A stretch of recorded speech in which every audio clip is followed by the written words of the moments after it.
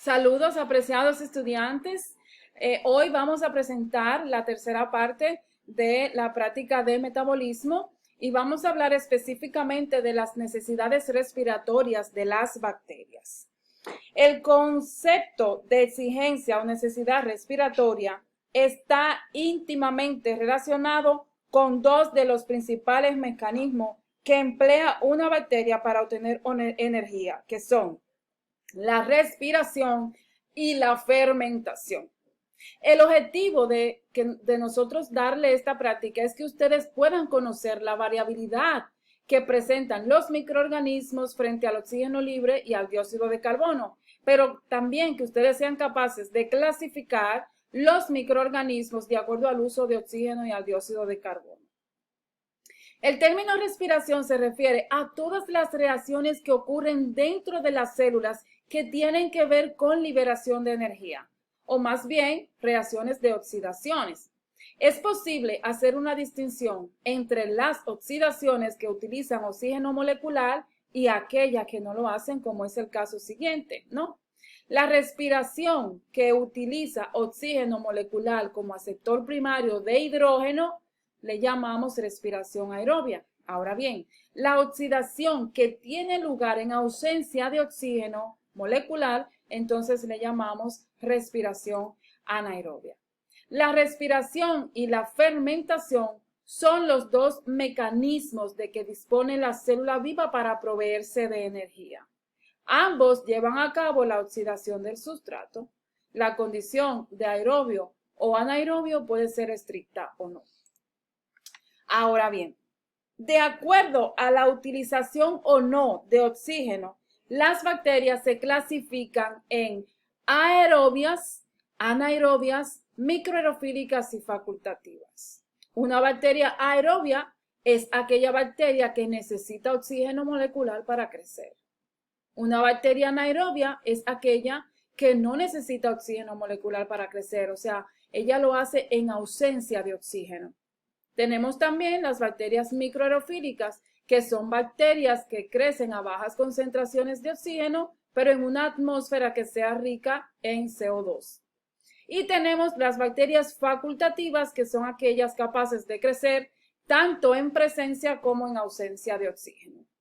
Para nosotros estudiar las necesidades respiratorias de las bacterias, necesitamos un medio de cultivo especial que vamos a utilizar que se llama tioglicolato. Pero también necesitamos instrumentos como estos que están acá, el frasco de la vela y la jarra de Gaspar. ¿Para qué utilizamos el frasco de la vela? El frasco de la vela lo utilizamos para el desarrollo de bacterias microaerofílicas, que yo les comenté que son aquellas bacterias que requieren bajas concentraciones de oxígeno, pero una atmósfera rica en CO2. Entonces, en este frasco nosotros podemos proveerle esa atmósfera. Hay laboratorios que ya tienen incubadoras, ¿no?, con este sistema, pero si usted no lo tiene, usted puede darle la atmósfera a la bacteria en este frasco perfectamente. También nosotros contamos con lo que es la jarra de Gaspar para el desarrollo in vitro de las bacterias anaerobias estrictas. Existen estos sistemas llamados jarra de Gaspar, donde el fundamento que se emplea para ellos es la eliminación del oxígeno, porque lo utilizamos para el desarrollo de bacterias anaerobias estrictas. Es importante controlar los sistemas de anaerobiosis independientemente del tipo que se utilice, por lo que se incluyen dentro de las sustancias empleadas un indicador de óxido-reducción. Para esto se utilizan teras impregnadas con azul de metileno, partiendo del principio de que el azul de metileno es azul cuando se oxida y se aclara cuando se reduce. De acuerdo a esto, la solución indicadora de azul de metileno se decolorará en forma gradual y permanecerá incolora si no existen filtraciones que permitan el ingreso de oxígeno al sistema. Es importante cuando vayamos a cerrar la jarra, pues tratar de hacerlo lo más estrictamente posible, porque si queda mal tapada, entonces va a entrar oxígeno y no se va a crear la atmósfera que nosotros queremos. La jarra de Gaspar emplea también, miren aquí, unos catalizadores fríos compuestos por gránulos de aluminio con paladio que no requieren calentamiento. Este catalizador puede inactivarse en la jarra debido a la producción de sulfuro de hidrógeno u otros productos metabólicos volátiles de las bacterias. Se recomienda siempre reemplazar los gránulos de catalizador por gránulos nuevos o reactivos cada vez que se vaya a utilizar la jarra. Es importante tener eso pendiente. Entonces, en esta práctica nosotros necesitamos una serie de materiales para poder llevarla a cabo. Entre esos materiales nosotros vamos a necesitar el medio de cultivo que utilizamos para nosotros conocer las diferentes exigencias respiratorias de las bacterias, que se llama caldo de tioglicolato de sodio, que tiene un indicador de oxígeno que muchas veces es azul de metileno y en otras veces es retardurina.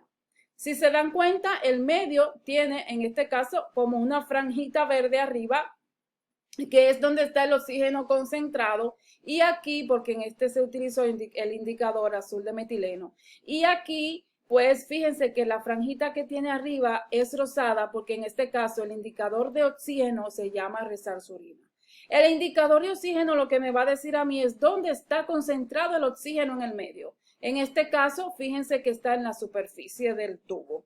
Entonces necesitamos este medio de cultivo, necesitamos también la jarra de gas pack y el frasco de la vela, si es que no tenemos, por ejemplo, incubadoras para microaerofílicas o incubadoras para anaerobiosis. Necesitamos también diferentes cepas bacterianas que tengan las diferentes exigencias no respiratorias, en este caso la utilización de oxígeno y dióxido de carbono, como por ejemplo Staphylococcus aureus, Escherichia coli, Micrococcus luteus. También podríamos utilizar Pseudomonas aeruginosa, entre otros microorganismos. Entonces, ¿cuál es el procedimiento que vamos a llevar a cabo para hacer esta práctica? Bueno, debemos utilizar 4 tubos que contengan el medio de cultivo caldo de tioglicolato, luego incubar en cada uno de ellos las diferentes cepas bacterianas que ya seleccionamos. De igual manera, sembrar también, si vamos a utilizar, por ejemplo, algún medio como agar sangre o agar base, pues sembrar de igual manera las bacterias en los diferentes medios. En este caso, luego finalizado todo este proceso, vamos a llevar todos nuestros materiales a la incubadora, recordando que las bacterias, por ejemplo, anaerobias, tenemos que incubarla en la jarra de gas pack, y las bacterias microaerofílicas, pues tenemos que utilizar, en este caso, el frasco de la vela. Todo debemos llevarlo a la incubadora a 37 grados durante 24 horas. Entonces, ¿qué nosotros vamos a interpretar? Lo siguiente. Se observa en cada tubo del caldo de tioglicolato para verificar en qué parte del medio hay desarrollo bacteriano, teniendo en cuenta los criterios que ya les expliqué sobre las bacterias aerobias, anaerobias, facultativas y microaerofílicas. Si observamos el primer tubo y nos damos cuenta, el indicador de oxígeno está aquí arriba, en la parte rosada del tubo, y la bacteria crece estrictamente ahí. ¿Qué bacteria va a hacer esta? Esa es una bacteria aerobia, porque ella requiere oxígeno para poder crecer. Fíjense que no hay crecimiento de ella en ninguna parte del tubo que no sea en el indicador arriba.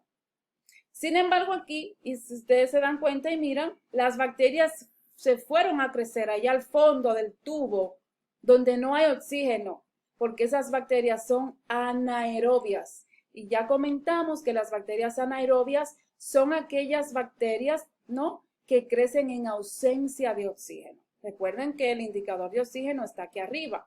¿Ven? Ahora, tenemos este otro caso.